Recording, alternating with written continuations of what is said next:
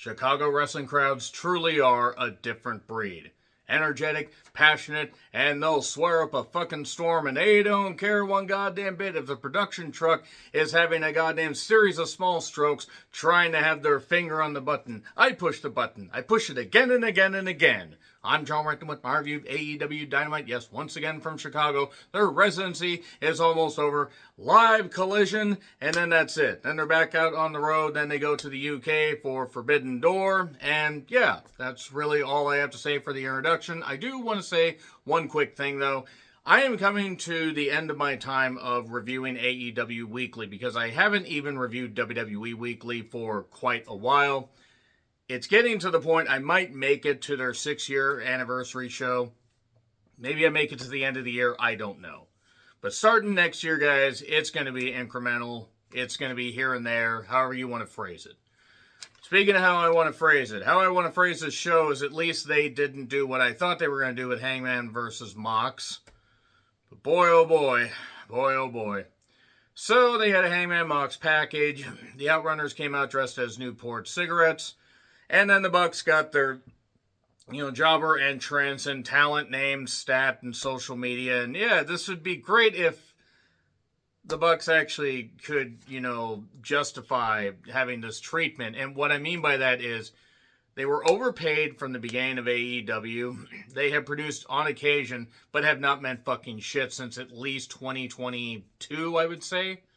And it has just gotten worse and worse and worse. And sure, there are people that are going to have some chuckles at this. I just want the Bucks to vanish off of television. I'm good with them never being on television again. Because they don't do anything. They don't add anything of value on camera or behind the scenes. So yeah, they took on the Outrunners in a tournament match. Referee Rick Knox, and the Outrunners are over. And man, this took a while for the Bucks basically to hit that tombstone to get the victory. There you are. Nothing against the Outrunners. I mean, that was great when they did. You son of a bitch. They did that, but I'm done with everything involving the Bucks. Then Okada shows up. And he takes like one backdrop. And then Swerve shows up and ends up hitting, well, actually, Okada took the backdrop when Swerve was there. And then Swerve hit a Swerve stomp on, I guess all three of them it was supposed to be, but it really wasn't. Okada is just, I'm done with everything with Okada. I know that he's not going to be what he once was. He doesn't need to be the 5-star classic in Japan like he was for so many years. He doesn't need to be that here. But he could at least try. And he doesn't. And I'm fucking done with it.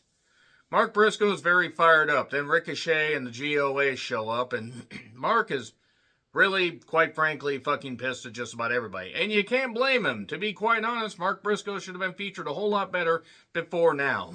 Mark Briscoe, from the very time that he showed up on AEW programming, from the very moment that he debuted, should have been allowed to just be featured properly. He didn't have to win the World Championship. He didn't have to do that. Winning the Ring of Honor World Championship was one thing, but he should have been featured, winning a whole lot more than he lost. And it would have meant something. Yes, he's still properly over. But it just would have meant so much more if he had won a lot more in the beginning and for the first, year or so. Maybe even the first, 18 months. So, Shelton basically, confronts MJF and says, MVP's disgusted with you. We saw right through you. You're out of the Hurt Syndicate. That's pretty much boiling the thing down right there. It's great they let Shelton talk. Shivani brings out Christian Cage, who does have Shivani hold the microphone. That's great. And he says, I'm Christian Cage and I'm an asshole. The first step to overcoming your problem is to admit that you are the problem. My biggest problem is I'm kind of done with all this Christian Cage stuff. He said a lot more than he needed to get to the point. He basically kind of ended up taking, he just took a straight path, but went so glacial that by the time he got to anything that would have been proper, I didn't care. He talked about how, at Revolution, he became an asshole with feeling. There are jokes there that I'm just not going to go into. He knocks Nick, Kip, and Shayna. He talks to Adam Copeland, says, you talk about all the bad stuff I did, but you became the opportunist and made a lot of money. Look at your bank account for all the bad stuff you did. He ain't wrong. The thing is, this nostalgia run, I'm sorry. I'm happy for both of them, but I'm kind of done with these nostalgia runs. Like, every company's doing it, and it just doesn't, I don't know, it just feels like they're relying too much on the past.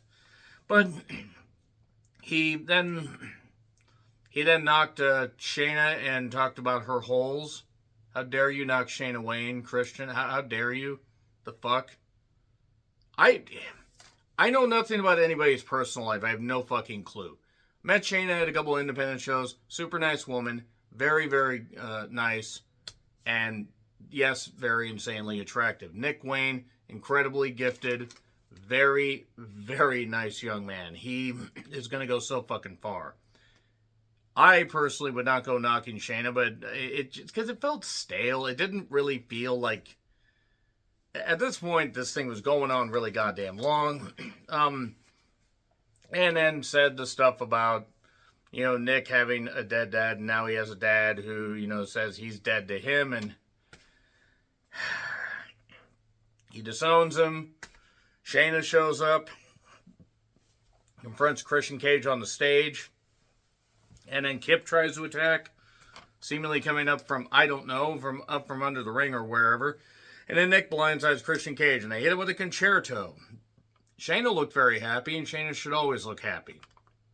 I just hope Shayna's doing well, because, for her being such a strong woman to raise a family and everything after what happened with her late husband, Buddy Wayne, I'm just very, very hopeful that she's doing well. But it's going to lead to Copeland, obviously, reuniting with Christian, and we're going to get that run, but how many people are really going to care? Like, how many people are really going to care? So, FTR and Stokely are talking, and Copeland is banned from Dynamite, but not from Collision, because they got a live Collision tomorrow. And then the Bucks confront FTR, because we might get those in the finals, because that's what this world's crying out for, is the Bucks being featured properly in 2025. Yes, I know that I praised their match with Ospreay and Swerve, and I stand by that. That praise only goes so far when it's the same bullshit. The world title match is on already, is what I noted. Security's all around. Mox gets his entrance. It goes for at least 2, if not 2.5 minutes. Hangman, less of a lengthy entrance. Everyone is banned from ringside for the following world title match between Hangman and Moxley. Now, this needed more pile drivers. This also needed Moxley to actually try. Moxley is just not good anymore. He's just not. This is what he is.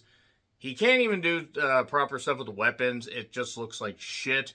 He sells like shit. He can't move that well.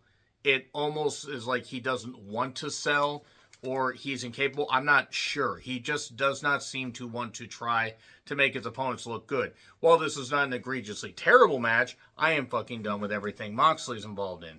There were lame chops. The crowd was into it.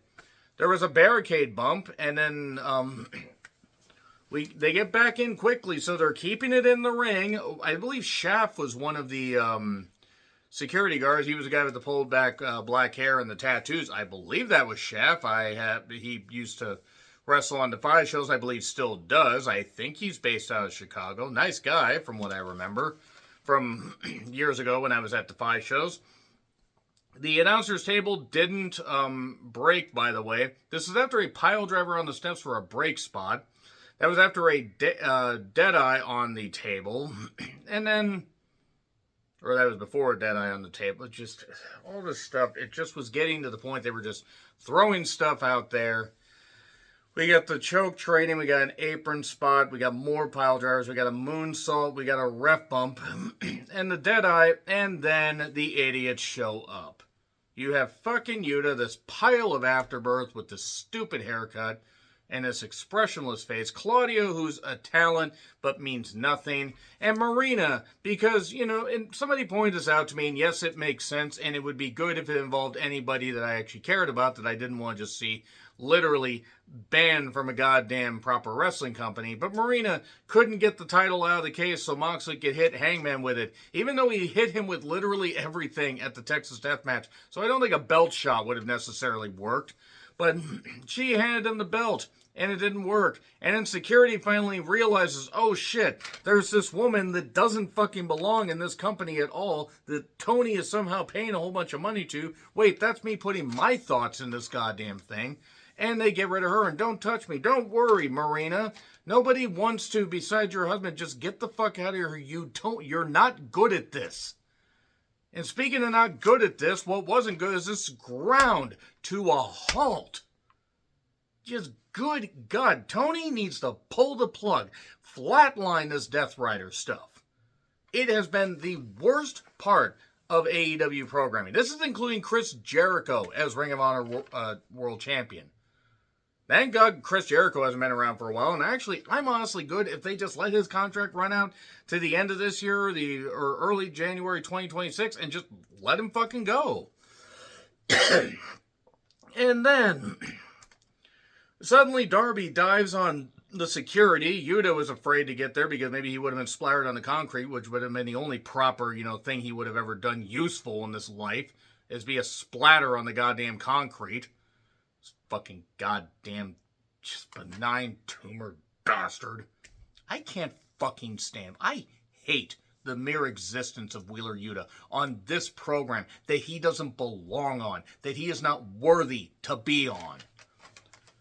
So anyway, Hangman won after basically hitting one buckshot and getting out of the choke, hitting a deadeye, hitting another buckshot. Good. Okay, they did that.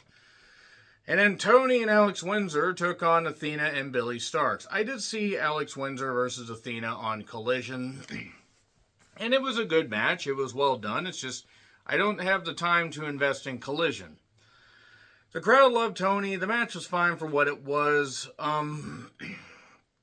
There was a point where Alex and Tony did a can kicking, or not a can kicking, but, a ballroom dancing thing and kicked Billy in the corner. And eventually we got the O-Face, the Stunner, the former Eclipse, 1, 2, 3. Athena pins Tony. Not a bad match. And then, basically, Renee is interviewing Hangman. Hangman still refuses to say, why can't you tell your husband to stop doing this? Here's MJF, and he must earn this title shot because Hangman lists off a whole bunch of people like Mark Briscoe that could get a title shot. Willow wants Tekla and will get inside her web. I think that's what she said. Why is everyone in wrestling so horny? Mark Briscoe took on Ricochet in a main event that I don't know why they are putting Ricochet in main events when he hasn't proven to be a draw.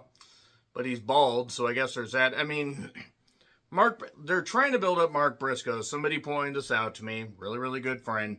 They're going to have MJF versus Briscoe for the case. And it's probably going to be the Hurt Syndicate costing MJF the thing. And we're going to get that little fracas or something like that. The match was what it was. The Gates of Agony showed up at one point. Or GOA, which I'm sorry is just a stupid abbreviation. Jay Driller 1, 2, 3. Mark is fired up. Basically says he's afraid he's not going to see Jay in heaven because he must kill MJF in cold blood. And he won't be able to atone for that. Bit much, but okay. I don't blame him for being upset. MJF's on the screen, but it's all distraction. He shows up, low blows Mark, and gets ready to hit the ring.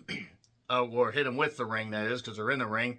Hangman shows up, and then we get a near Jay Driller, and then that's it. And that is it for AEW Dynamite. So they need to end this Death Rider stuff. They really need to end this Death Rider stuff because they got to really, really shore things up, and they got to get some fresh talent in, and they got to do some better stuff. This episode of television was a little more storyline focused and did have some decent wrestling, but there are just still issues that they need to fix because it's all self-inflicted problems, and it's all Tony's fault. They need to send Moxley on a vacation. If it's a vacation for the rest of the year, there we are. Fucking send you to the goddamn gulag for all I care. Nevertheless, let me know your thoughts and make his parents what. Nevertheless, let me know your thoughts in the comments. Like, share, subscribe, Twitter, Letterboxd, Blue Sky handles in the description. I'm John Ritland. Until we meet again, happy trails to you.